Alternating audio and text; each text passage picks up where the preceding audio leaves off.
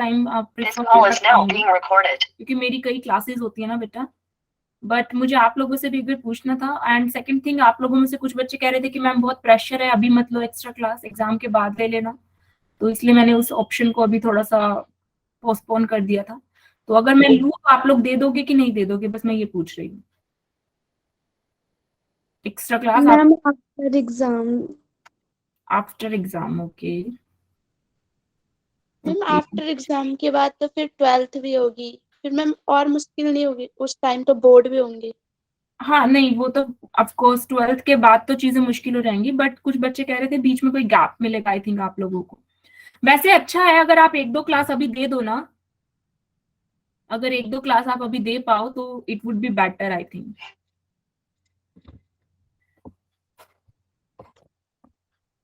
Okay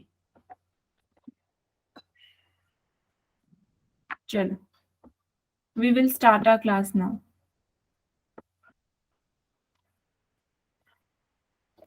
I am sharing the screen with you all. Good evening Bhumika. Good evening, ma'am. Okay, is the screen visible to all of you? Yes ma'am. ठीक है, आज इस chapter को हम खत्म कर लेंगे, सर्कुलेशन वाला थोड़ा सा ही हमारा रह रहा है। अभी तक जो हमने सर्कुलेशन में पढ़ा वो आप लोगों को याद है कि वो दिमाग से भूल गए आप लोग? सर्कुलेशन में अभी तक हमने जो पढ़ा, क्या पढ़ा है अभी तक हमने सर्कुलेशन में? क्या होता है blood circulation? Ma'am, double circulation. Human circulation, human में हमने ब्लड का सर्कुलेशन पढ़ा, ठीक है। उसमें हमने क्या क्या पढ़ा? हमने हार्ट के बारे में पढ़ा। सबसे पहले तो हमने हार्ट को जाना कि हार्ट अंदर से कैसा दिखता है, कैसा होता है, that we called histology of the heart, ठीक है ना। Histology of the heart, histo word मतलब हिस्टो, अगर कहीं भी शब्द आप हिस्टो देखो दैट मीन्स टिश्यू, ठीक है। तो हार्ट के टिश्यू के बारे में, हार्ट में कौन सी मसल है, कौन सा टिश्यू हार्ट में है, वो हमने पढ़ा। So we find cardiac muscles हैं उसके अंदर, उसके पूरे मस्कुलेचर के बारे में हमने पढ़ा। आर्ट्रिया में मसल्स हैं, वेंट्रिकल में मसल्स हैं, उनमें क्या डिफरेंस है? वेंट्रिकल की मसल थिक है। एक रिकैप में करवा रही हूँ, ध्यान से सुनो, ठीक है ना, क्योंकि पीछे का भूलना नहीं है आप लोग, पीछे का दिमाग में रखना है, ठीक है। फिर हमने क्या पढ़ा? उसके बाद हमने क्या पढ़ा? हमने मसल्स को डिटेल में पढ़ा, आर्ट्रिया, वेंट्रिकल। वेंट्रिकल में हमने दो स्पेशलाइज्ड चीजें पढ़ी जो आर्ट्रिया में नहीं थी, कौन बताएगा? Shubhangi, Shubhangi, Shubhangi can you capillary. Mute yourself? Shubhangi, yes, mute yourself. मैं पूछ रही हूँ कि वेंट्रिकल्स में हमने कुछ स्पेशलाइज मसल्स हमने पढ़ी, कौन बताएगा? नीतू बता रही थी शायद। हाँ जी नीतू, अब बताओ। मैम एक capillary. Very nice, very nice. दूसरी मसल कोई और बताएगा? वो मसल नहीं थे एक्चुअली, फाइबर्स थे, कौन बताएगा उनका नाम? यशिका बताएंगी। पैपिलरी मसल्स को जो बाइकस्पिड ट्राइकस्पिड वेल्व्स हैं उनसे जोड़ने वाले फाइबर्स, ठीक है, कोई बात नहीं। शुभम, हाँ बताओ, यशिका बताओ, कौन बताएगा? मैं वेट कर रही हूँ, चैट बॉक्स में रिप्लाई दो। आपकी वॉइस थोड़ा सा लाउड करो। Purkinje fibers. नहीं बेटा, पुरकिंजे फाइबर्स नहीं, पुरकिंजे फाइबर्स जो हैं वो अटैच नहीं कर रहे। पैपिलरी मसल को बाइकस्पिड और ट्राइकस्पिड से पुरकिंजे नहीं जोड़ रहे। पुरकिंजे फाइबर को आप याद रखा करो, पुरकिंजे फाइबर तारे हैं जिनमें करंट दौड़ता है। ऐसे नोड से जो सिग्नल जनरेट हुआ है ना, वो वेंट्रिकल की मसल तक कौन लेके जा रहा है? पुरकिंजे फाइबर। मैं बात कर रही हूँ जो, हाँ बोलो नीतू, नीतू को पता है, मुझे मैम पता है। कॉर्डेट टेंडिनी था। Very nice, very nice, chordae tendineae. लड़कियों याद करो चीजों को, क्लास में तुम समझ रहे हो लेकिन तुम याद नहीं कर रहे हो। नोट्स में हर क्लास के बाद भेजती हूँ, बताओ भेजती हूँ कि नहीं भेजती हूँ? अगर तुम अब भी जाके नोट्स खोलोगे तुम्हें उसमें दिखेगा कि मैंने तुम्हें बताया है। हाँ जी, गोशिया कह रही है भेजते हो मैम आप। फिर गोशिया जवाब क्यों नहीं आया मेरे को आपसे? मुझे जवाब मिलना चाहिए था ना। कॉर्डेट टेंडिनी वेंट्रिकल की मसल जो स्पेशलाइज्ड एक्सटेंडेड मसल है। एक्सटेंडेड का मतलब तो पता है ना, इतनी इंग्लिश तो सबको आती है। एक्सटेंडेड मतलब एनलार्ज्ड, जो बड़ी हैं थोड़ी। वेंट्रिकल की कुछ मसल थोड़ी बड़ी हैं, उन्हें पैपिलरी मसल बोला। Papillary muscle bicuspid tricuspid Wallace से अटैच है। किसके द्वारा अटैच है? क्या है वो जिससे वो अटैच है? धागे। उन धागों को क्या बोला? कॉर्डेट टेंडिनी। मंताशा, बेटा आपने भी क्लास नहीं ली पिछली 1-2 आई थिंक, क्या गड़बड़ होती है, बीच में गायब मार जाते हो? हम्म,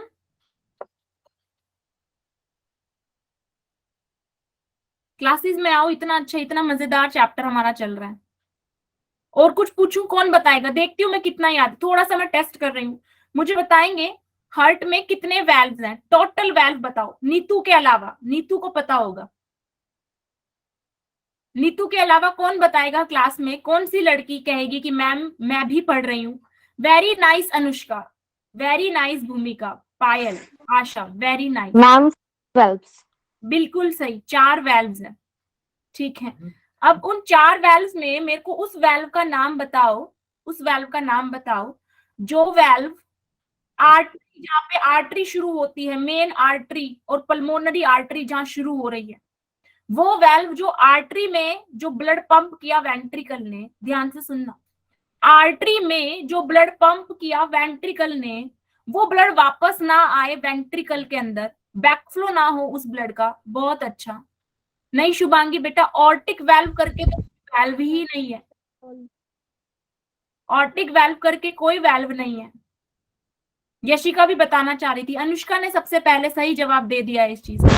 नीतू आप, सेमिल्यूनर वॉल्व। सैमिल्यूनर, बहुत अच्छा। नीतू बेटा आप भी दे सकते हो जवाब, सैमिल्यूनर वेल्व, बहुत अच्छी बात है।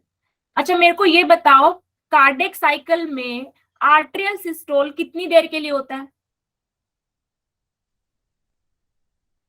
कार्डियक साइकिल में atrial systole, very nice Anushka, Chanchal, बहुत अच्छा, पूजा। नीतू बेटा अब नहीं आ रहा आपका जवाब, आप दे सकते हो जवाब। नीतू सोच रही मैम ने मुझे रोक दिया जवाब देने से। नो मैम, दे देंगे। दे देंगे, हाँ बिल्कुल देव बेटा, बहुत अच्छा। 0.1 सेकंड के लिए होता है। अच्छा मुझे बताओ कि कार्डियक साइकिल में आर्ट्रिया ने सिस्टोल किया, मतलब आर्ट्रिया सिस्टोल मतलब क्या? आर्ट्रिया ने कॉन्ट्रैक्ट किया। मैं आपसे एक सवाल पूछती हूँ, लेफ्ट वेंट्रिकल, शुभांगी कह रही है मैम जो लेफ्ट वेंट्रिकल से ओर्टा के बीच में होता है, नहीं नहीं नहीं, सेमिल्यूनर वैल्व्स, सेमिल्यूनर वाल्व होते हैं बेटा वहां पे, उन्हें सेमिल्यूनर वाल्व बोलते हैं। सेमिल्यूनर वाल्व जब बंद होते हैं तो कौन सी साउंड आती है? दरवाजे हैं हार्ट में, 2 दरवाजे, टोटल 4 दरवाजे हैं, ठीक है ना, पर टाइप अगर गिनोगे तो 2 टाइप के, एक तो वो जो आर्टरी और वेंट्रिकल के बीच में, एक तो वो दरवाजे हैं, उन दरवाजे को क्या बोला? बाइकस्पिड और ट्राइकस्पिड वाल्व।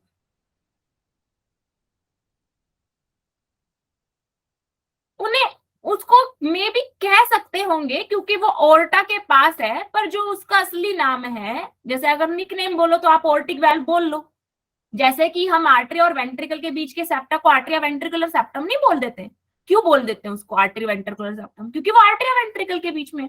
तो ओर्टा के पास है वो दरवाजे, तो ऑर्टिक वाल्व वैसे करके बोल दिया होगा, पर उनका जो रियल नेम है वो सेमिल्यूनर वाल्व है। ठीक है, अपनी मैम को बता देना। क्या पूछ रही थी मैं? What was I asking? मैं भूल गई थी, क्या पूछ रही थी बच्चा? हाँ, आई वाज आस्किंग कि जो आर्टरी और वेंट्रिकल के बीच में गेट हैं उनको बोला बाइकस्पिड ट्राइकस्पिड पर, आर्टरी और वेंट्रिकल के बीच में जो दरवाजे उनको बाइकस्पिड और ट्राइकस्पिड बोला। फिर वेंट्रिकल में ब्लड आ जाता है, वेंट्रिकल से ब्लड कहाँ भरता है? लेफ्ट वेंट्रिकल से ब्लड कहाँ जाता है, कौन बताएगा? लेफ्ट वेंट्रिकल ब्लड को पंप करता है कौन सी ब्लड वेसल में? नूर जी आ गई है, नूर बताएंगी, नूर बताइए। वेंट्रिकल ब्लड को पंप करता है कहाँ पे? ऑर्टा में, अनुष्का ने बताया, बहुत अच्छा। नूर आपने नहीं बताया, नूर बताएंगी। वेंट्रिकल ने पंप किया किधर? ऑर्टा में, ठीक है। मैम मैंने अभी पिछली क्लास की वीडियो नहीं देखी है। ओहो, तो बेटा देख लो जल्दी सी, जल्दी से देख लो वीडियो, वीडियोस मिस मत करो आप लोग, क्लास मत मिस करो। चलो ठीक है, ये बताओ राइट वेंट्रिकल ब्लड को कहाँ पंप करेगा? राइट वेंट्रिकल ब्लड को कहाँ पंप करेगा? मैं उन बच्चों के नाम देख लेती हूँ जो बच्चे बहुत एक्टिव हैं, फिर मैं उनके मार्क्स देखती हूँ कि उनका सिंक्रोनी में चल रहा है क्या। लंग्स में किसके द्वारा, कौन से ब्लड वेसल के द्वारा? अनुष्का, पल्मोनरी आर्टरी, बहुत सही चंचल, बहुत अच्छा, चंचल भी बच्ची पढ़ती है, अनुष्का भी पढ़ती है बच्ची, बहुत अच्छा, पल्मोनरी आर्टरी। सारी लड़कियां बहुत अच्छा जवाब दे रही हैं, ठीक है, बिल्कुल सही, पल्मोनरी आर्टरी में वो ब्लड को पंप कर देंगे। इधर पल्मोनरी आर्टरी के पास में सेमिल्यूनर वाल्व और ओर्टा के पास में सेमिल्यूनर वाल्व। सेमिल्यूनर वाल्व जब बंद होता है तो कौन सी आवाज आती है? एक जैसे जब दरवाजा हम बंद करते हैं तो एक आवाज आती है ना, ऐसे ही हार्ट में जब दरवाजे बंद होते हैं तो एक आवाज आती है, प्रीति लब नहीं डब। लब की आवाज कब आती है? जब बाइकस्पिड और ट्राइकस्पिड वाल्व बंद होते हैं।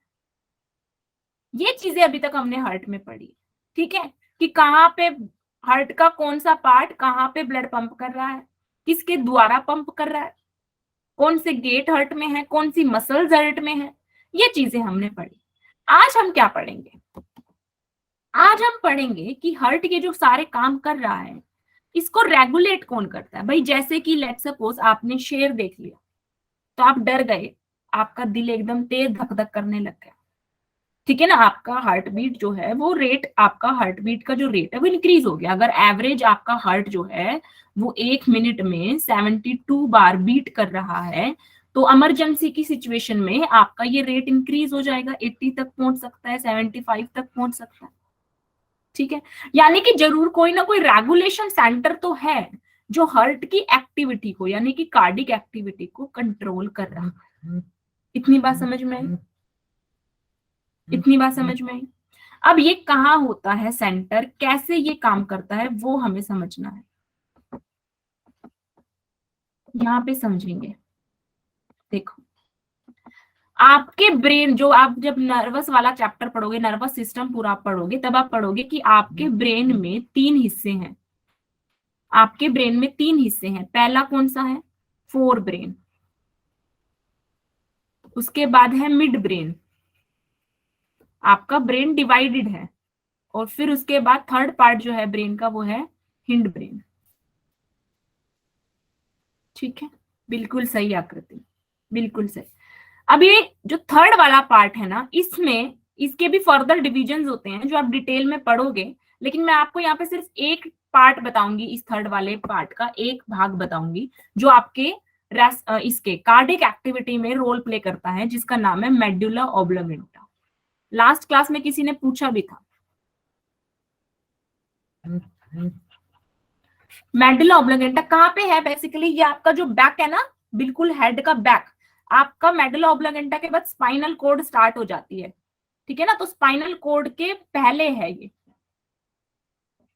स्पाइनल कॉर्ड के पहले है मेडुला ऑब्लोंगेंटा। मेडुला ऑब्लोंगेंटा में क्या है बेटा? मेडुला ऑब्लोंगेंटा में क्या है? रेगुलेटरी सेंटर है, एक रेगुलेटरी सेंटर है for cardiac activity, cardiac activity. 2 type का रेगुलेटरी सेंटर है यहाँ पे, 2 टाइप का रेगुलेटरी सेंटर है।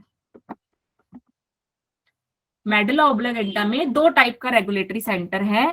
एक है एक्सिलरेटेड रेगुलेटरी सेंटर, बहुत ध्यान से सुनना, और चाहो तो नोट करते जाओ साथ साथ इस चीजों को, ये आपको डिटेल व्यू देगी। एनसीईआरटी में जो लिखा है उसे समझने में आसानी होगी इसको समझने के बाद, ठीक है। 2 सेंटर है रेगुलेटरी सेंटर, 2 पार्ट में डिवाइडेड, एक्सिलरेटरी और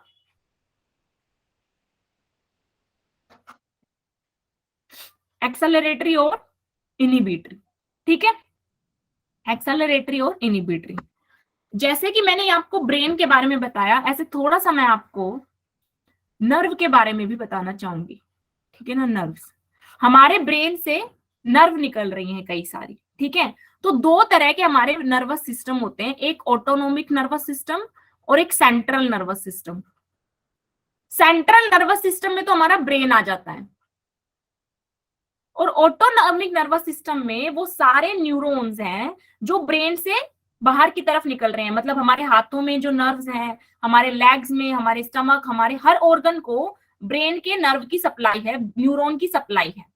वो जो सिस्टम है that is called autonomic nervous system. और जो ब्रेन जो जहाँ पे न्यूरॉन का क्या बोलते हैं उसको, हेड है जहाँ पे, ठीक है ना, वहां उसको क्या बोला हमने, जहाँ न्यूरॉन के डेक्स्ट्रॉन्स रखे हैं उसको क्या बोला हमने, सेंट्रल नर्वस सिस्टम। अब ऑटोनॉमिक नर्वस सिस्टम, ये आप डिटेल में नर्वस सिस्टम वाले चैप्टर में पढ़ोगे, इसलिए मैं आपको ब्रीफ बता रही हूँ बस हल्का सा, कि यहाँ सेंट्रल नर्वस सिस्टम है और उसके बाद पूरा जो नर्व सप्लाई आपकी बॉडी के हर एक ऑर्गन को है that is autonomic nervous system. Autonomic nervous system further divided है 2 पार्ट्स में, sympathetic autonomic nervous system and parasympathetic autonomic nervous system. ठीक है, दो पार्ट्स में डिवाइडेड है, सिम्पथेटिक और parasympathetic. Sympathetic nervous system, autonomic nervous system मतलब जहां पे बॉडी के जिस ऑर्गन को सिम्पथेटिक नर्व का सप्लाई होगा, ध्यान से सुनो, बॉडी के जिस ऑर्गन को सिम्पथेटिक नर्व का सप्लाई होगा, वो नर्व क्या करेगी, उस पर्टिकुलर ऑर्गन या उस पर्टिकुलर सेल को क्या करेगी, एक्साइट करेगी, एक्साइटेशन का सिग्नल लेके जाता है। ऑटोनॉमिक नर्वस सिस्टम किसका सिग्नल लेके जाता है, एक्साइटेशन का या फिर एक्सेलरेशन का। और जो पैरासिम्पथेटिक नर्वस सिस्टम है, जो पैरासिम्पथेटिक नर्वस सिस्टम है, वो किसका सिग्नल लेके जाता है बेटा, पैरासिम्पथेटिक नर्वस सिस्टम सिग्नल लेके जाता है इनहिबिशन का। ठीक है, तो अब अगर हार्ट की एक्टिविटी को एक्साइट करना है या एक्सेलरेट करना है, मतलब हार्ट बीट की रेट को बढ़ाना अगर है, तो जो एक्सेलरेटेड सेंटर है मेडुला ऑब्लोगेंटा में, वो सप्लाई भेजेगा किसकी, सिम्पथेटिक ऑटोनॉमिक नर्वस सिस्टम की। और अगर हार्ट की एक्टिविटी को रिड्यूस करना है, इनिबिट करना है, तो जो इनिबिटरी सेंटर है, कहां पे, मेडुला ऑब्लोगेंटा में जो इनिबिटरी सेंटर है, वहां से सप्लाई जाएगी किसकी, पैरासिम्पथेटिक नर्वस सिस्टम की। इतनी बात समझ में आती है आपको कि सिंपैथेटिक नर्वस सिस्टम की सप्लाई अगर हार्ट की मसल तक जाएगी तो हार्ट की मसल क्या होंगी, एक्साइट होंगी।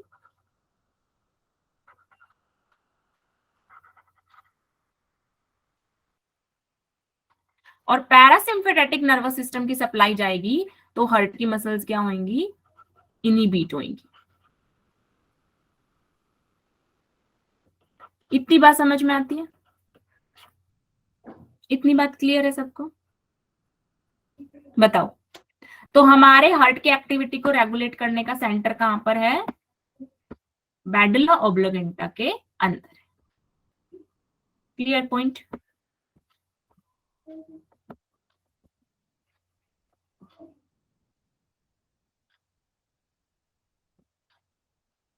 यहां तक किसी को कोई डाउट?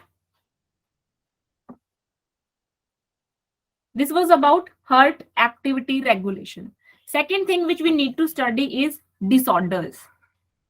कि दिक्कतें क्या क्या हो सकती हैं, heart related disorders, heart related disorders. ठीक है, सबसे पहला most common high blood pressure. हमारे घर में आसपास हमने कोई ना कोई पेशेंट इस डिसऑर्डर से जो है डिजीज देखा होगा जरूर। ठीक है ना, कि बीपी की प्रॉब्लम रहती है, हाई बीपी की प्रॉब्लम रहती है। क्या होता है एक्चुअली और ये क्यों होता है? हमारी जो ब्लड वेसल्स है ना बेटा, हमारी जो ब्लड वेसल्स हैं उनमें हमें पता है ब्लड फ्लो कर रहा है। अब जब ब्लड फ्लो करेगा तो इन ब्लड वेसल्स पे एक प्रेशर क्रिएट करेगा। ब्लड क्या करता है, इन ब्लड वेसल्स के ऊपर एक प्रेशर क्रिएट करता है, इसी को ब्लड प्रेशर कहते हैं। अब नॉर्मल जो ब्लड प्रेशर होता है इस ब्लड के द्वारा जो क्रिएट होता है, जो नॉर्मल ब्लड प्रेशर होता है वो है 120/80। अब इस 120/80 का क्या मतलब है, ध्यान से समझो। यहाँ पे दो टर्म्स क्यों लिखे हैं, दो नंबर क्यों लिखे हैं, एक नंबर क्यों नहीं है? 120/80 का क्या मतलब है बेटा? 120 जो है वो है सिस्टोलिक प्रेशर। मतलब आपने क्या करा, आपने ब्लड वेसल ली, आपने एक ब्लड वेसल ली और उसमें आप जो है ब्लड वेसल की जो वॉल है उस पे आप प्रेशर मेजर करने लगे। ब्लड वेसल की वॉल पे आपने क्या मेजर करा, प्रेशर मेजर करा। अब दो सिनेरियो होंगे, हो सकता है जब आप प्रेशर मेजर कर रहे हो इस ब्लड वेसल में, उस वक्त हार्ट ने सिस्टोल करा हो या कॉन्ट्रैक्ट करा हो, उस वक्त वेंट्रिकल्स ने ब्लड पंप किया हो सिस्टोल करके। और दूसरा केस हो सकता है कि जब आप इस प्रेशर को मेजर कर रहे हो उस टाइम जो वेंट्रिकल्स हैं वो डायस्टोलिक फेज में हो, मतलब उस टाइम जो वेसल्स में ब्लड होगा वो हार्ट तक जा रहा होगा।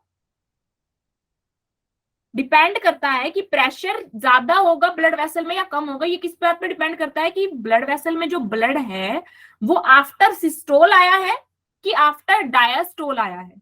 अगर वेंट्रिकल डायस्टोलिक फेज में है, रिलैक्स्ड फेज में है, तो उस वक्त ब्लड वेसल्स में जो ब्लड है उनका प्रेशर क्या है, जो वॉल पे वो प्रेशर एक्सर्ट कर रहे हैं वो प्रेशर क्या है, लेस है। कब? डायस्टोल में। और जब वेंट्रिकल ने सिस्टोल कर रखा है, कॉन्ट्रैक्ट करा है, तब जो प्रेशर है वो क्या है, ज्यादा है ब्लड वेसल। ये प्रेशर लगभग आता है 120 मिलीग्राम ऑफ मर्करी, और ये जो प्रेशर है लगभग ये आता है 80 मिलीग्राम ऑफ मर्करी। इतनी बात समझ में आती है आपको? ठीक है। अब अगर इस नॉर्मल प्रेशर से प्रेशर ऊपर जाए, that is called high blood pressure. तो मतलब नॉर्मल जो है, सिस्टोल के टाइम पे ब्लड वेसल में प्रेशर 120 होना चाहिए, और डायस्टोल के टाइम पे नॉर्मल प्रेशर ब्लड वेसल में 80 होना चाहिए। अब मान लो ये प्रेशर बढ़ के 150 हो गया, और ये प्रेशर जो है बढ़ के 95 हो गया, तो ये ब्लड प्रेशर क्या कहलाएगा? ये ब्लड प्रेशर एक हाई ब्लड प्रेशर कहलाएगा। This is called high BP. ऐसे ही अगर ये वैल्यू जो है वो मान लो रिड्यूस हो गई, ये 120 से लेट सपोज कितनी हो गई, 80 हो गई, और ये तो मैंने बहुत लो बना दिया, और ये 80 से मान लो 70 हो गई, तो this is called low blood pressure. ठीक है, तो ब्लड प्रेशर से समझ में आया क्या बात कर रहे हैं हम, ब्लड प्रेशर से क्या मतलब है हमारा, समझ आया इतना? Next is what? Coronary artery disease, जिसको हम एथेरोस्क्लेरोसिस भी बोल रहे हैं। कोरोनरी आर्टरी डिजीज क्या होती है, इसको समझने के लिए मैं आपको यहाँ पे कोरोनरी आर्टरी समझाना चाहूंगी। बहुत ध्यान से देखना कि कोरोनरी आर्टरी क्या होती है। आप सभी ने हार्ट पढ़ा है, अभी अभी जस्ट इस चैप्टर में आप लोगों ने हार्ट पढ़ लिया, ठीक है ना, आप सबने हार्ट के बारे में पढ़ लिया। आपको पता है हार्ट के लेफ्ट वेंट्रिकल से ओर्टा निकलता है, राइट वेंट्रिकल से पल्मोनरी आर्टरी निकलती है, और आपको यह भी पता है कि ओर्टा जो है वो ब्लड लेके बॉडी में जाएगा, और आपको पता है कि पल्मोनरी आर्टरी ब्लड लेके लंग्स में जाएगी। ये बात सबको पता है, ठीक है। तो वो कौन सी आर्टरी है जो ब्लड लेके हार्ट में जाएगी? क्या हार्ट की मसल्स को ब्लड नहीं चाहिए? क्या हार्ट की मसल को ऑक्सीजन नहीं चाहिए? काम करने के लिए, जिंदा रहने के लिए उसको नहीं चाहिए ऑक्सीजन? जो हार्ट की मसल है, जिन्हें जिंदगी भर काम करना है, उनको भी तो ब्लड चाहिए ना, हार्ट की मसल को भी तो ब्लड चाहिए। बेटा हार्ट की मसल को ब्लड देने के लिए we have what? We have coronary artery. Coronary artery जो है वो हार्ट से निकल के हार्ट को ही जाती है। कोरोनरी आर्टरी हार्ट से निकल के हार्ट को ही जाती है। This is called coronary artery. अब मान लो ये कोरोनरी जो आर्टरी है, इसमें कोई ब्लॉकेज आ गया। अगर ये कोरोनरी आर्टरी ब्लॉक हो गई तो हार्ट को ब्लड की सप्लाई रुक जाएगी, और अगर हार्ट को ब्लड की सप्लाई रुक गई तो हार्ट की मसल काम करना बंद कर देगी। This is called coronary artery disease या एथेरोस्क्लेरोसिस। अब यहाँ पे कुछ रीजन बता रखे हैं कि ब्लॉकेज क्यों हो जाता है कई बार कोरोनरी आर्टरी में। कैल्शियम, फैट, कोलेस्ट्रॉल, ऐसे मॉलिक्यूल जो है इस आर्टरी में डिपॉजिट हो जाते हैं, क्योंकि ये एक छोटी आर्टरी है, ठीक है। तो अगर कोई बहुत बड़े लिपिड मॉलिक्यूल्स इसमें डिपॉजिट होने लग गए, इस आर्टरी में अगर लिपिड मॉलिक्यूल इस तरीके से डिपॉजिट होने लग गए, तो आर्टरी का स्पेस क्या हो जाएगा? कम हो जाएगा, आर्टरी नैरो हो जाएगी, और ऐसे करते करते अगर कंटिन्यूस होता रहा तो धीरे धीरे आर्टरी क्या हो जाएगी?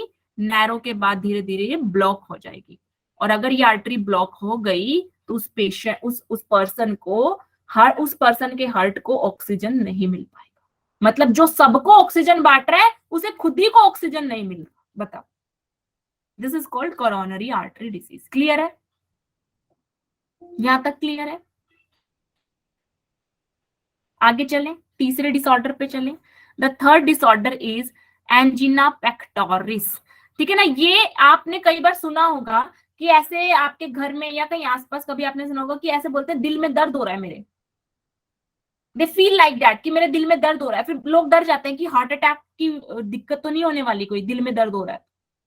दिल में हमेशा दर्द होने का मतलब हार्ट अटैक नहीं होता, ये आपको पता होना चाहिए एज अ मेडिकल स्टूडेंट, ठीक है। कई बार there is an acute chest pain, जैसे जो नियर द चेस्ट बोलते हैं ना, छाती में दर्द हो रहा है या दिल में दर्द हो रहा है, and we think like that कि हार्ट अटैक का प्रॉब्लम तो नहीं है। यहाँ पे हाथ लगाते ही ऐसा होता है कि हार्ट अटैक का प्रॉब्लम तो नहीं है। It is not always a heart attack problem. जो कई बार चेस्ट पेन होता है that is due to the lack of oxygen.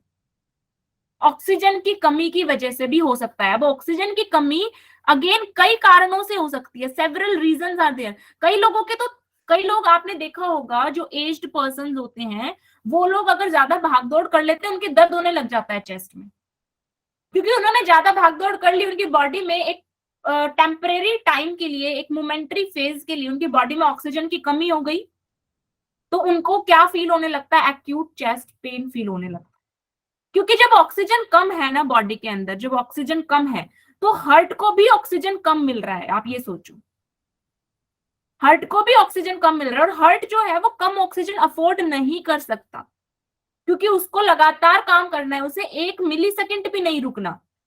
तो हार्ट को कम ऑक्सीजन अगर जा रहा है, हार्ट को किसी भी कारणवश ऑक्सीजन की कमी महसूस होती है, then we feel a pain near the heart, that we called angina pectoris.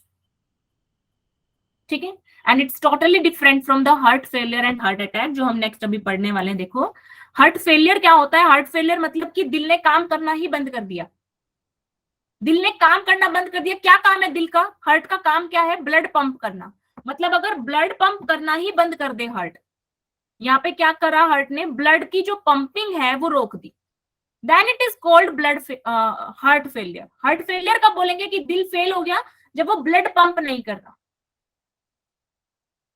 उसने ब्लड पंप करना बंद कर दिया। अब there are several reason behind this. मान लो एक पर्सन को कोरोनरी आर्टरी डिजीज हो गया, एक पर्सन है उसको सीएडी है, और उसको सीएडी जो है काफी क्रॉनिक सीएडी है, उसका ठीक ही नहीं हो रहा, काफी लंबे टाइम से उसको कोरोनरी आर्टरी डिजीज है, काफी लंबे टाइम से उसकी कोरोनरी आर्टरी ब्लॉक है। तो अगर ऐसा काफी लंबे टाइम तक रहता है कि कोरोनरी आर्टरी ब्लॉक है, तो एक टाइम ऐसा आ सकता है कि उस पर्सन का हार्ट क्या हो जाए? फेल हो जाए, क्योंकि बहुत टाइम से उसकी कोरोनरी आर्टरी ब्लॉक चल रही है, उसके हार्ट की मसल्स को ब्लड, हार्ट की जो मसल्स उसको ब्लड नहीं मिल रहा, तो फाइनली एक दिन ऐसा आ सकता है कि वो ब्लड ही ना पंप करे, heart will get fail, then we call it heart failure। हाँ जी,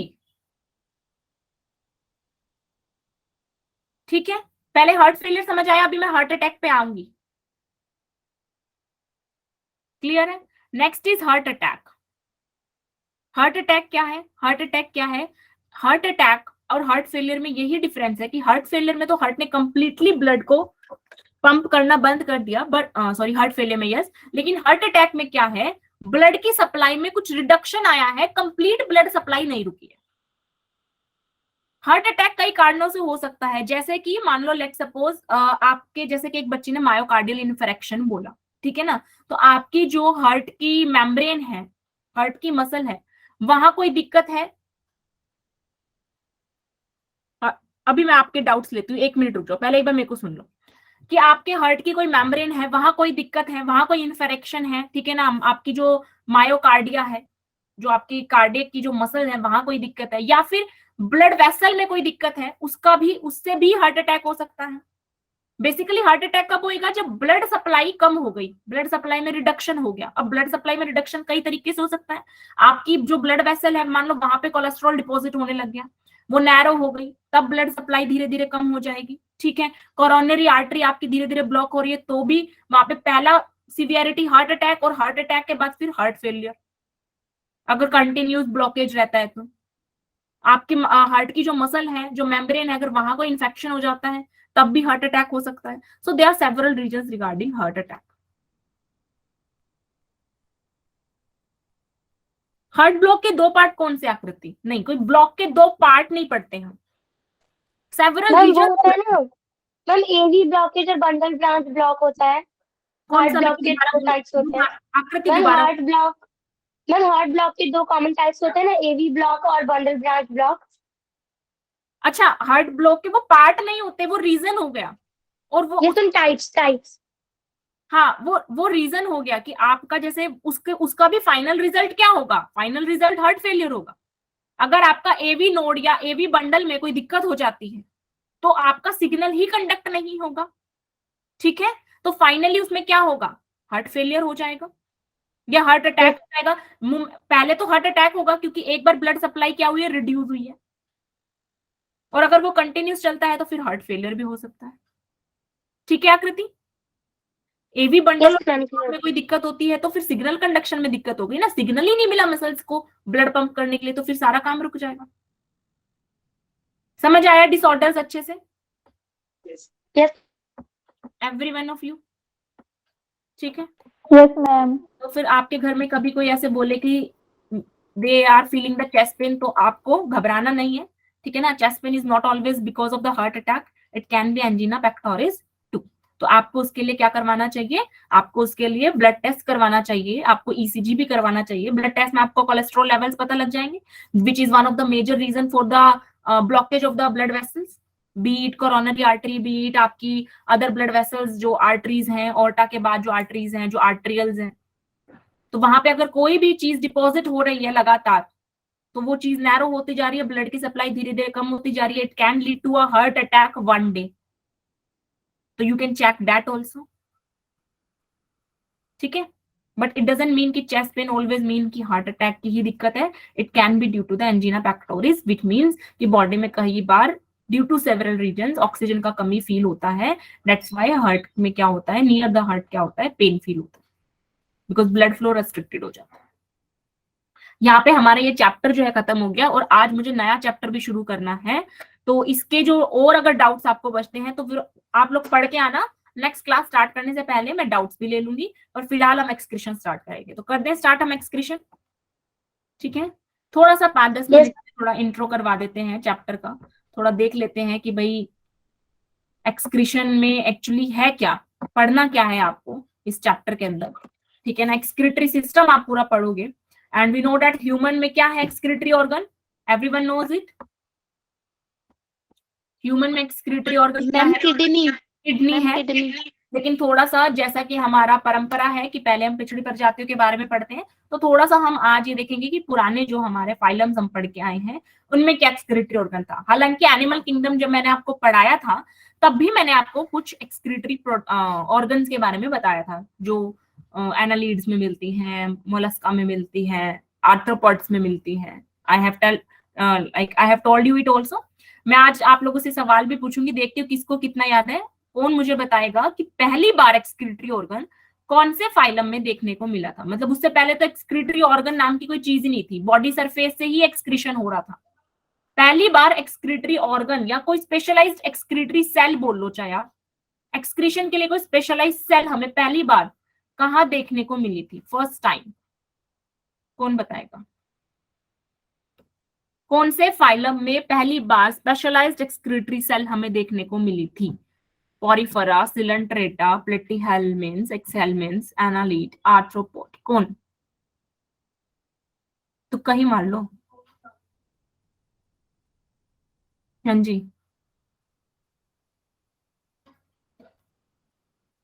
बोलिए। अरे इतनी चुप्पी। पोरिफेरा, पूजा कह रही है पोरिफेरा। पूजा पोरिफेरा में एक मुझे बात बताओ आप, पोरिफेरा में ऑर्गन बनने भी लगी थी क्या? कौन सा लेवल ऑफ ऑर्गेनाइजेशन पढ़ते हैं? पोरिफेरा आकृति आई है और जोश के साथ आते ही बोली है पोरिफेरा, और बोलने से पहले सोचा भी नहीं कि पोरिफेरा में लेवल ऑफ ऑर्गेनाइजेशन क्या था। मैम वो मैंने बीच में ना मैंने आंसर करने के लिए अनम्यूट करने की कोशिश की, तो उससे पहले मेरा रेड वाला बटन टैप हो गया। मैं वो कोई दिक्कत नहीं है, वो कोई दिक्कत नहीं है, मैं ये बोल रही हूँ। लेकिन पोरिफेरा क्यों बोला आप लोगों ने? आप लोगों को पता है ना पोरिफेरा में तो ऑर्गन्स बननी शुरू भी नहीं हुई थी। मैं पहली एक्सक्रीटरी ऑर्गन पूछ रही हूँ, पहली पोरिफेरा तो बहुत ही सिंपल थे, उनमें कहां से पहली बार एक्सक्रीशन के लिए कोई स्पेशलाइज्ड ऑर्गन, कोई स्पेशलाइज्ड टिश्यू सेल आएगा?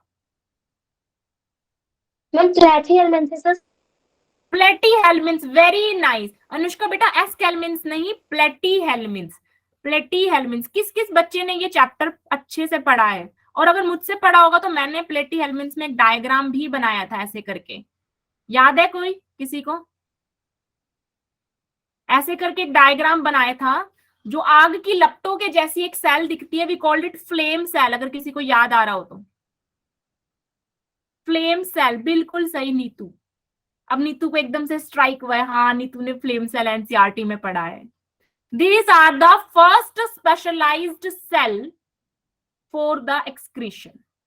पहली बार कोई अलग से बॉडी में एक चीज आई जो एक्सक्रीशन कर रही है। इससे पहले एक्सक्रीशन के लिए कोई अलग से चीज नहीं थी, ऐसे स्किन से ही या आपकी बॉडी सरफेस के थ्रू। पोरिफेरा में तो आप सोचो पोर के थ्रू एक्सक्रीशन, वहां पे तो वाटर कैनाल सिस्टम होता है पोरिफेरा में, तो याद है?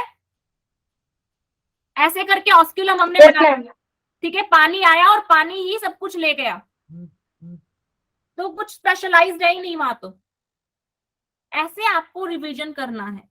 रिवीजन करने का तरीका सिर्फ ये नहीं होता कि किताब लेके बैठ जाओ और लेसन 1 से लेके लेसन 18 तक जम जाओ और पढ़ते रहो पढ़ते रहो पढ़ते रहो, उससे याद नहीं होता।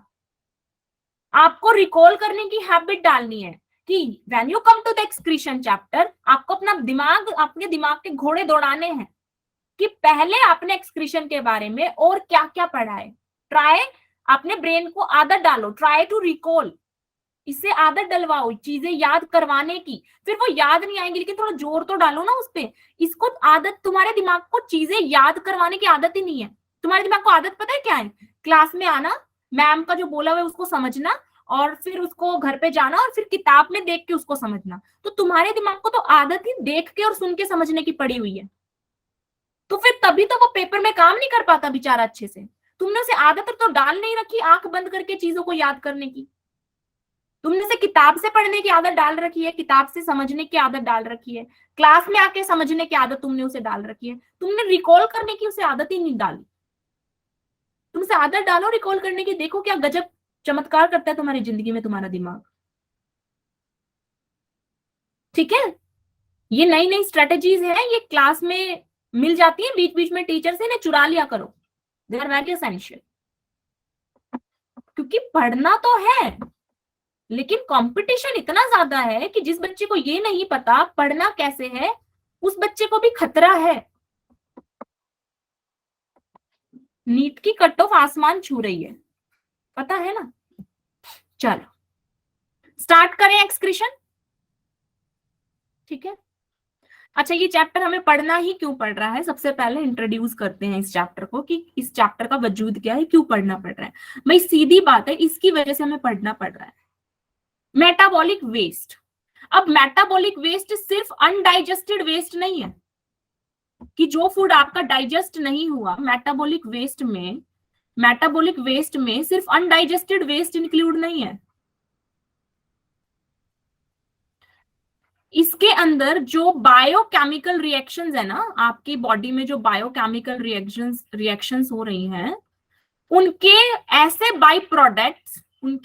बाई प्रोडक्ट्स जिनका बॉडी में कोई यूज नहीं है, यूजलेस बायो प्रोडक्ट्स, वो भी मेटाबॉलिक वेस्ट में ही आते हैं। ठीक है, so metabolic waste consist of the undigested waste plus जो आपके बायोकेमिकल रिएक्शंस में यूजलेस बाई प्रोडक्ट्स बने हैं जिनका बॉडी में कोई यूज नहीं है, उनका भी उन्हें भी मेटाबॉलिक वेस्ट में ही कंसीडर किया जाता है। इस तरीके का कोई भी वेस्ट बॉडी में अगर बनता है तो वो बॉडी में रहना नहीं चाहिए, उसे बॉडी से बाहर जाना होता है। That process is called excretion. इसी प्रोसेस को हम क्या बोलते हैं?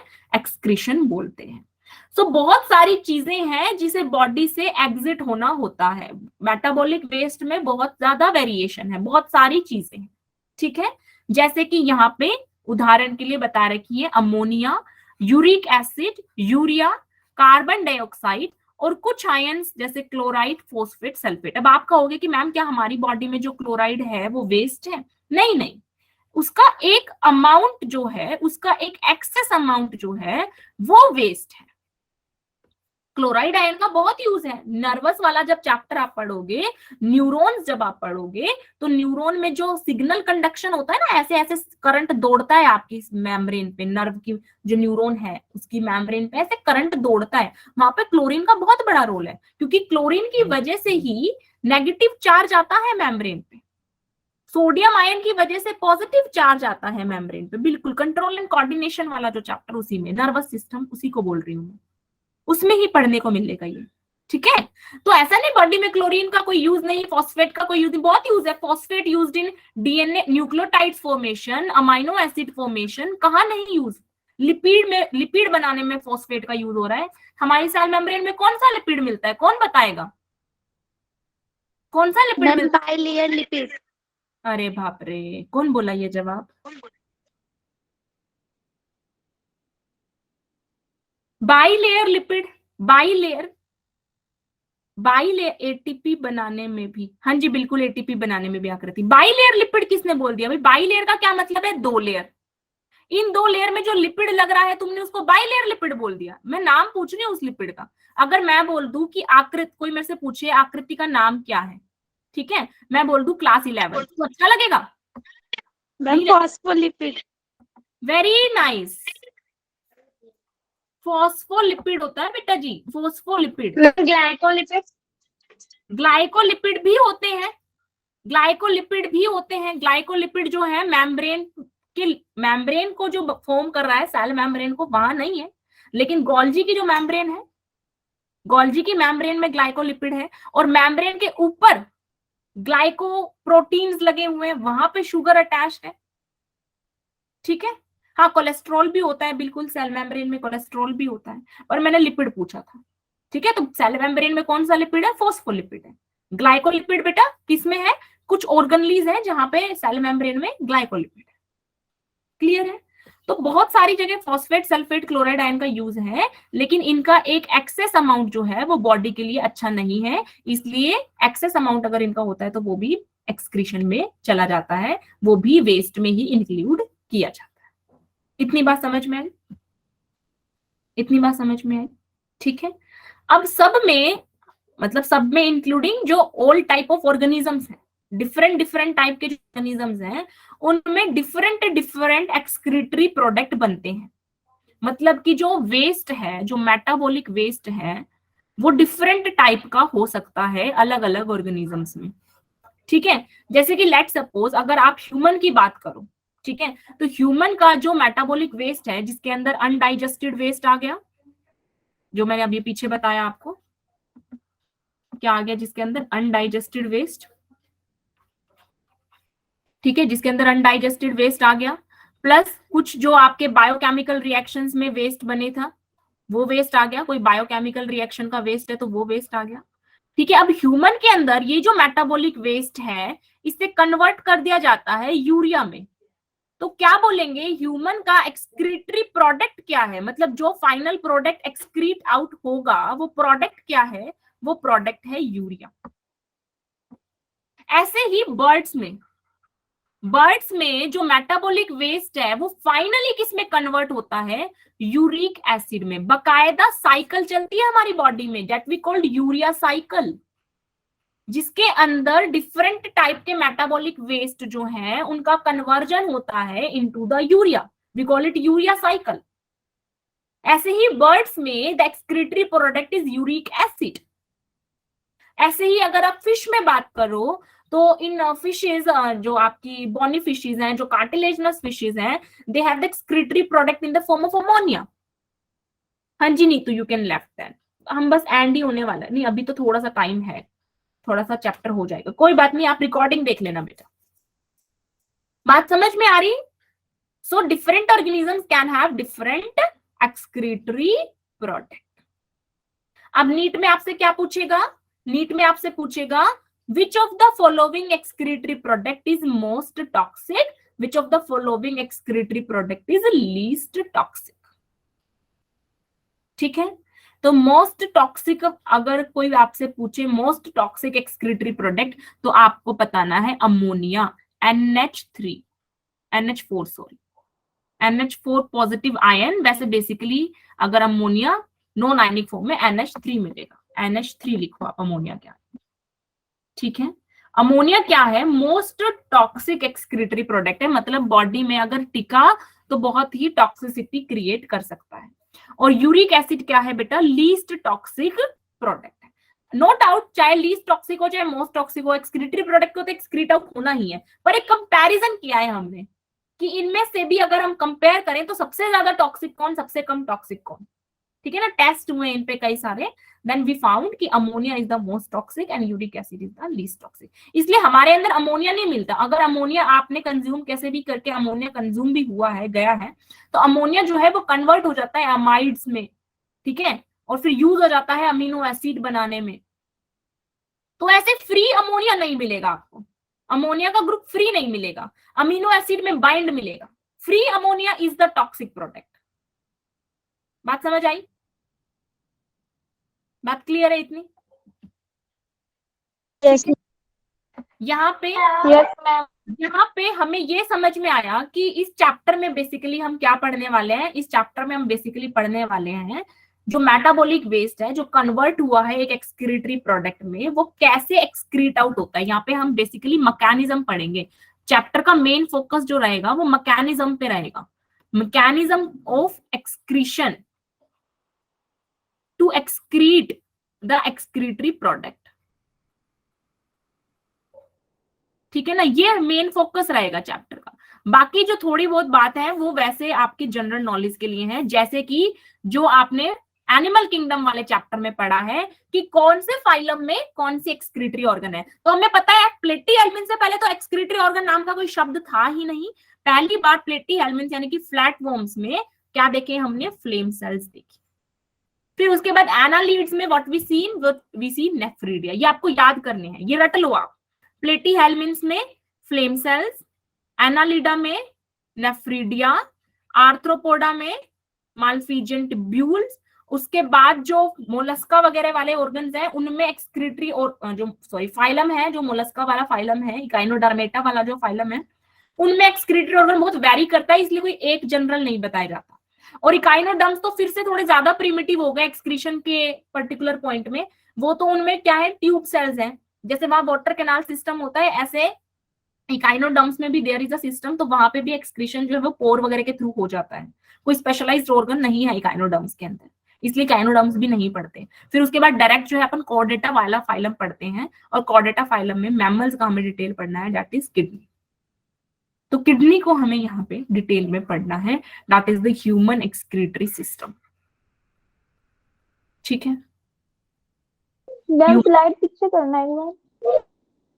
हाँ जी गोशिया, मैम स्लाइड बैक करना, बैक।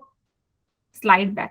ये नोट्स तो मैं आपके पास भेज दूंगी, आप लोग स्क्रीनशॉट वगैरह अगर लेते हो तो अपने फोन की स्पेस मत भरा करो, क्योंकि नोट्स मैं आपको भेजती। इनफैक्ट मैं जिस क्लास में, क्योंकि मैं पढ़ा रही सब क्लास में सेम हूँ, फिर भी मैं आपको आपके वाले ही नोट्स भेजती हूँ कि आपकी क्लास में जो पढ़ा है, ताकि आपको एक एज रहे पढ़ने में, क्योंकि आपने उस पर्टिकुलर स्लाइड पे पढ़ा है, समझा है। अगर कई बार एक दो, हर बात तो हर क्लास में सेम नहीं होती, आपकी क्लास में भी एक दो बार डिफरेंट हो, जो मैंने स्लाइड पे नोट डाउन की हो, तो आपके पास वो चली जाए। तो मैं बेसिकली सब क्लास बैचेस के साथ ऐसा ही करती हूँ। इसलिए मेरा ये एक्सपेक्टेशन रहता है कि जब मैं नोट्स भेजती हूँ, आप उन नोट्स को जरूर से पढ़े, ताकि जब क्लास में मैं नेक्स्ट आपसे क्वेश्चन करूँ तो आपसे मुझे आंसर्स भी मिले। ठीक है बच्चों, आगे चले, आगे चलेंगे और अब हम पढ़ेंगे किडनी को डिटेल में। तो किडनी में हम सबसे पहले जो पढ़ेंगे बेटा, वो पढ़ेंगे किडनी का स्ट्रक्चर, जो कि थोड़ा सा हम पढ़ पाएंगे आज, पूरा नहीं पढ़ पाएंगे। और उसके बाद हम पढ़ेंगे फंक्शन, और फंक्शन हमें पता है इसका एक्सक्रीशन का है, तो हम देखेंगे कि how it perform excretion, how it perform excretion. और इस पर्टिकुलर फंक्शन वाले टॉपिक पे आपका पूरा एक लॉन्ग आंसर, लॉन्ग क्वेश्चन आ सकता है स्कूल वाले टेस्ट में। इस पे long question very much expected, very much. एक तो इसके फंक्शन पे, एक किडनी का ओस्मो रेगुलेशन में जो रोल होता है उस पे, वो भी हम आगे पढ़ेंगे इसके फंक्शन में। किडनी का फंक्शन एक्सक्रीशन तो सब जानते हैं कि किडनी का एक फंक्शन एक्सक्रीशन है।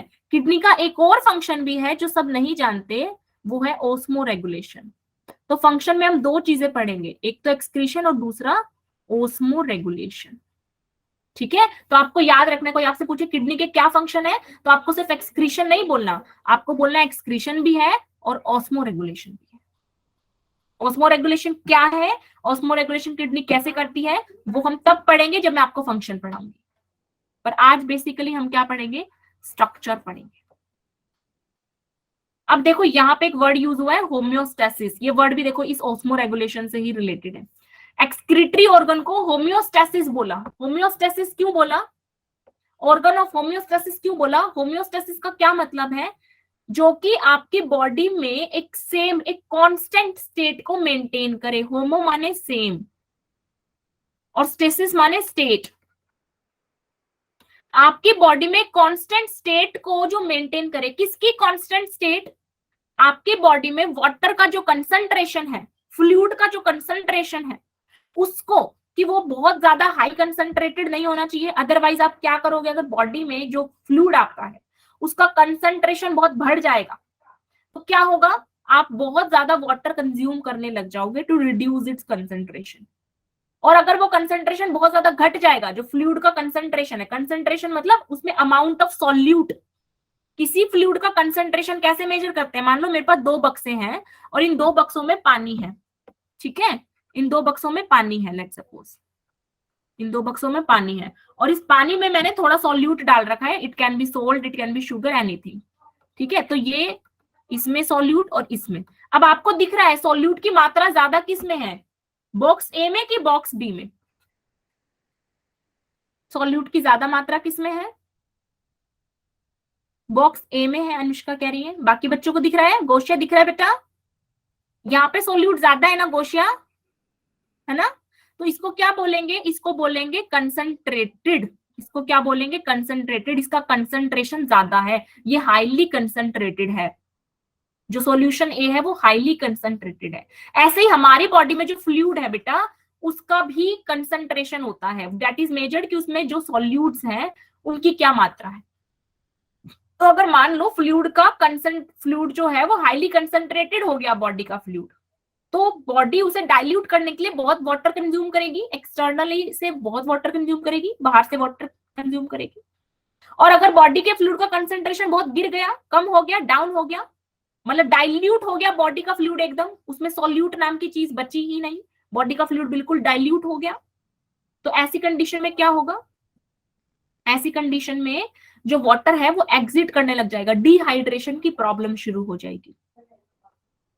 तो किडनी ये मेंटेन करके रखती है कि बॉडी के फ्लूइड का कंसंट्रेशन बहुत हाई ना हो, बहुत लो ना हो, एक कांस्टेंट स्टेट बनी रहे, होम्योस्टेटिक की एक स्टेट बनी रहे। इसलिए बेटा इन एक्सक्रीटरी ऑर्गन को ऑर्गन ऑफ होम्योस्टेसिस भी बोलते हैं और इस फंक्शन को ऑस्मोरेगुलेशन बोलते हैं।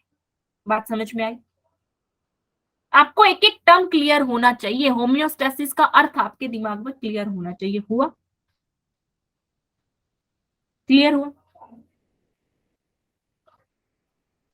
ठीक है, आगे कंटिन्यू करेंगे हम नेक्स्ट क्लास में इसी चैप्टर को। अभी आज के लिए हम यहीं पे इसे एंड कर रहे हैं, ठीक है ना। नेक्स्ट क्लास में हम स्ट्रक्चर से स्टार्ट करेंगे। आज की क्लास के लिए काफी हो गया, आपका दिमाग भी भारी हो गया होगा। आज हमने क्या क्या देखा, हार्ट में हमने रेगुलेशन कैसे होता है, हार्ट बीट की रेट का वो देखा। फिर हमने देखा क्या क्या डिसऑर्डर हैं जो हार्ट से रिलेटेड है, ठीक है, कि ब्लड वेसल ब्लॉक हो जाए तो दिक्कत, कोरोनरी आर्टरी ब्लॉक हो जाए तो दिक्कत, किसी कारणवश बॉडी में ऑक्सीजन की सप्लाई कम हुई और हार्ट को भी कम ऑक्सीजन मिली तो दिक्कत, ब्लड में प्रेशर जो है वो भी बहुत प्रभाव डालता है। तो ब्लड वेसल में अगर कुछ डिपॉजिट होने लग रहा है, कैल्शियम, फैट, कोलेस्ट्रॉल, तो सबसे पहले तो फर्क ब्लड प्रेशर पे ही पड़ेगा। हार्ट अटैक और हार्ट फेलियर जैसी दिक्कतें तो बाद में आती हैं, बहुत बाद में। पहला जो प्रभाव पड़ता है वो ब्लड के प्रेशर पे पड़ता है। अगर आपकी कोई भी ब्लड वेसल धीरे धीरे ब्लॉक होनी शुरू हो रही है, उस पर चीजें डिपॉजिट हो रही है, वो नैरो हो रही है, तो प्रेशर क्या होगा, बढ़ जाएगा। सोचो आप एक पाइप, उसमें पानी जा रहा है, आपने उस पाइप के चारों तरफ कुछ कुछ लगा दिया, मिट्टी लगा दी या कुछ भी लगा दी, क्ले लगा दी, और अब आप वही सेम वाटर उसमें भेज रहे हो, उतना ही अमाउंट का वाटर, तो अब वो पाइप पे प्रेशर ज्यादा डालेगा वाटर, उसे ऐसे करना पड़ेगा, वो पाइप को ऐसे धकेलेगा पीछे की तरफ, क्योंकि उसे स्पेस नहीं मिल रही। तो सबसे पहला तो ब्लड प्रेशर ही इंक्रीज होगा। आई बात समझ में? तो ये चीजें हमने आज पढ़ी। उसके बाद फिर एक्सक्रीशन में हमने देखा कि क्या रोल है एक्सक्रीटरी ऑर्गन का, क्या काम करती है एक्सक्रीटरी ऑर्गन। मेटाबॉलिक वेस्ट तो रिमूव करती है, ऑस्मो रेगुलेशन भी कर रही है, फ्लूइड कंसंट्रेशन मेंटेन कर रही है, बहुत इंपॉर्टेंट रोल है ब्लड बॉडी के अंदर एक्सक्रीटरी ऑर्गन। पहली बार कहाँ एक्सक्रीटरी ऑर्गन हमने आंखों से देखी, प्लेटीहेल्मिन्थ्स में देखी। तो ये हमने चीजें आज जानी, और अब आगे जानेंगे कि किडनी दिखती कैसी है बेसिकली, ठीक है ना, कि अंदर से भी देखेंगे किडनी अंदर से कैसी दिखती है, प्रत्येक उसका स्ट्रक्चर हम देखेंगे, और जो किडनी को इंक्लूड करते हुए जो सिस्टम पूरा बनता है, एक्सक्रीटरी सिस्टम में सिर्फ किडनी नहीं आती, किडनी तो एक मेन एक्सक्रीटरी ऑर्गन है सिर्फ।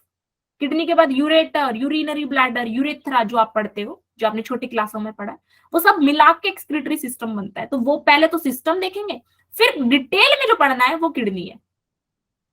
किडनी के अंदर तक देखेंगे कैसा स्ट्रक्चर है, स्ट्रक्चर समझेंगे अंदर का, हिस्टोलॉजी उसकी समझेंगे, तभी फंक्शन समझ में आएगा। तो पूरी इम्यून फिजियो में यही कर रहा है। हार्ट पे गए थे, हार्ट के अंदर घुसे, मसल्स देख कर आए हैं, सब देखे हैं, सारी मसल देखी, नोड तक देखा, सिग्नल कहाँ बनता है और कैसे सिग्नल हार्ट के एक एक मसल तक फैलता है, सब कुछ देख के आए हैं। वही काम अब किडनी में करेंगे। किडनी के अंदर जाएंगे, एक एक चीज देखेंगे कि किडनी में कितनी तो अंदर चीजें हैं, फिर समझ में आएगा कि भाई अच्छा अब ये चीजें थी किडनी में, तब कहीं जाके किडनी रिमूव कर पाती है वेस्ट को और ऑस्मो रेगुलेशन कर पाती है, फिर फंक्शन। ठीक है, आज की क्लास यहीं एंड करते हैं। क्लास कैसी लगी कमेंट करके चैट बॉक्स में बताएं, कोई डाउट है तो पूछ लें, देन वी विल से टाटा बाय बाय। अच्छा, एक और इंफॉर्मेशन है आप लोगों के लिए, एक और इंफॉर्मेशन है, कल आप लोगों की एक रिवीजन क्लास होगी फिजिक्स, केमिस्ट्री और बायो तीनों सब्जेक्ट की। वो इसलिए क्योंकि संडे को अब आपका टेस्ट जब हुआ करेगा तो सैटरडे को एक आपकी रिवीजन क्लास होगी। जैसे संडे को इस बार रेस्पिरेशन इन प्लांट्स आ रहा है, आई थिंक बायो में, पता है आप लोगों को? रेस्पिरेशन इन प्लांट्स आ रहा है इस बार संडे को। इतनी चुप्पी, इतना सन्नाटा हो गया क्या? यस मैम, पता है। पता है ना? तो कल उसका रिवीजन होगा, एमसीक्यू प्रैक्टिस होगी, कल की क्लास छोड़ना मत बिल्कुल भी, ठीक है ना? 1.5 घंटे की क्लास, पूरा चैप्टर रिवाइज करवा दिया जाएगा 1.5 घंटे में, बकायदा सवाल करवाए जाएंगे आपको, क्योंकि आप लोगों का परफॉर्मेंस इस बार रिड्यूस हुआ है, ऐसा शीट में दिख रहा है। बच्चों के मार्क्स इस बार सही नहीं आए हैं बेटा, तो आप लोगों के मार्क्स तो बहुत जरूरी हैं, आप लोगों को परफॉर्मेंस इंप्रूव करनी है। हाँ, 3 क्लास होंगी कल अनुष्का, ठीक है?